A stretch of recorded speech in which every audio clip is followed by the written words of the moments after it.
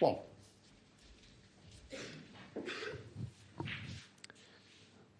Surprised he actually ended up on the pink so soon there. Looked like he was going to... It was more difficult to stay on the pink. Anyway, it was an awful miss, actually.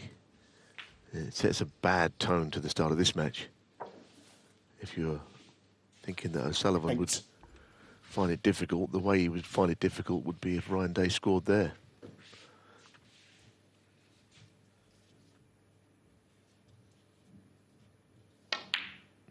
I remember the last time these two played at the Crucible, Ryan Day was all over O'Sullivan. He was 9-7 up going into the last session. And he lost the next 2 frames despite half-century breaks. He had O'Sullivan on toast that day, and he couldn't do it. It was a long time ago, 2006, but I was in commentary at Crucible, and I remember he miscued at the most vital moment when O'Sullivan was there for the taking. A lot's changed since then. O'Sullivan is a different animal these days. But he was pretty good then also.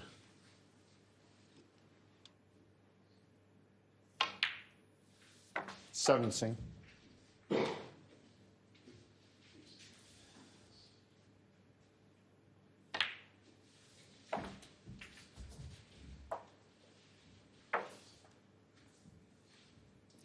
$23.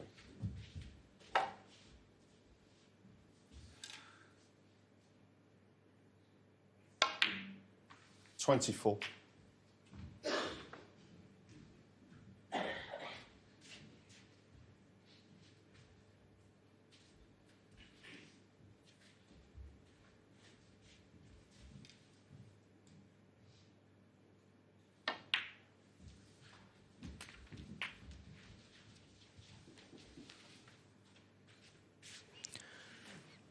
30. It should be connecting the dots, but this is the Crucible, and also this is the first frame. One thing I found surprising with these two, given they've got a combined 57 years of professional experience, they've only played on 8 previous occasions.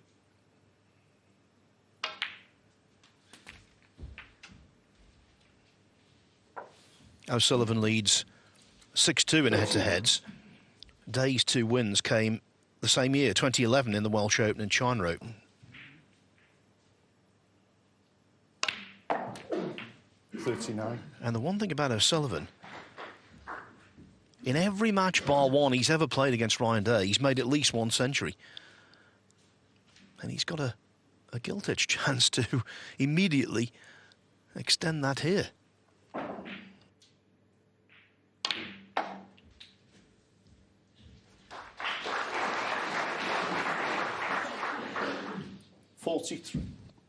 It's likely to be an open match, and that suits O'Sullivan. It always has, always will, I think. 44.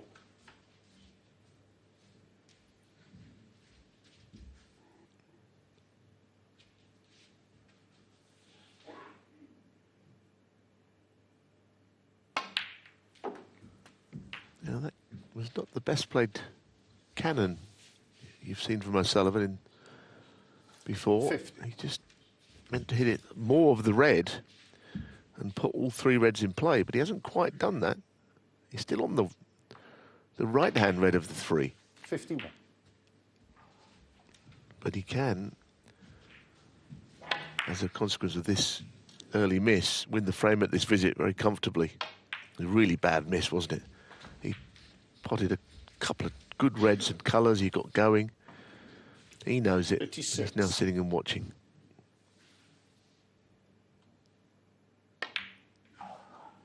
$57. Because half the battle with playing O'Sullivan is the question has to be asked: do the opposition think they can beat him? Because there's a few instances where I'm not sure they do, that I've seen in the last few years. Some do. Others, they're a little bit... 64. I'm not sure about this. And the reason 65. is because he's a great player, the greatest. It's not as if there's anything else to it. He's got a bit of a presence about him, yes. But that in itself, he's not going to win matches. Snooker's required. 72. 73. In just a little over 7 minutes. The cannon is on here as well now, on the two reds. Now the century's on. 80. 81. It would be his 60th of the season, which is a remarkable number because he's had a limited schedule. How about 205 centuries at the Crucible alone? 88. 89.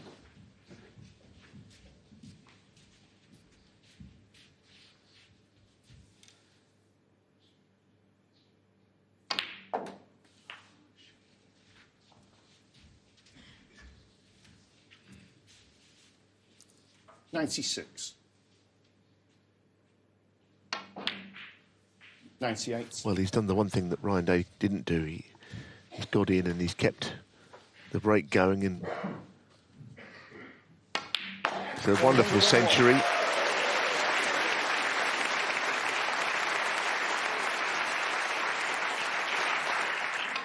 And quite frankly, 105. he never looked like missing at any point during the course of the break.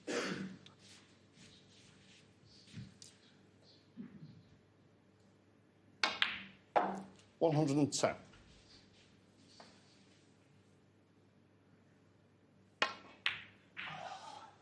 116.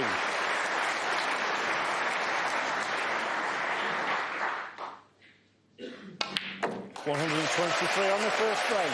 It was a Ryan Day error, followed by Ronnie O'Sullivan. Excellence. Hi, I'm Ronnie O'Sullivan and welcome to Eurosport Snooker on YouTube. Click here to subscribe to Eurosport Snooker.